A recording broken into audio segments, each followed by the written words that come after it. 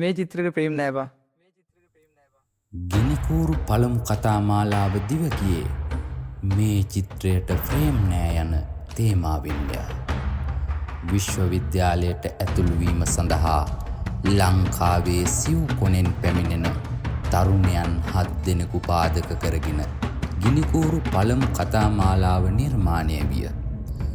එම තරුණයන් 7 දෙනා වන්නේ සියා, මුනියා, ලෙනින්, සරණේ, ලීලේ, කොස්තා සහ කාල්‍ය.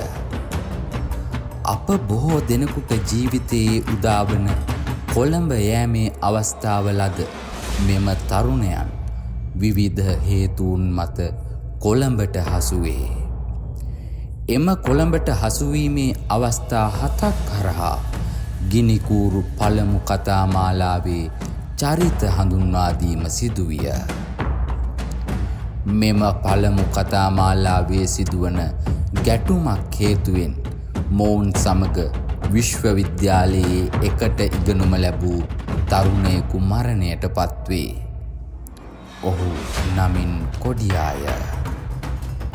මලකඳක් සහ අත්පත් කර ගැනීමට ඇති ඉලක්කයක් අතර මැදිවුණු මෙම තරුණයින්ගේ කතාව ගිනිකූරු දෙවනි දිගහැරුම ඔස්සේ ඔබට ගෙන හැර ඇත. මේ ගිනිකූරු දෙවැනි දිගහැරුම ඔවුන්ගේ කතාවයි.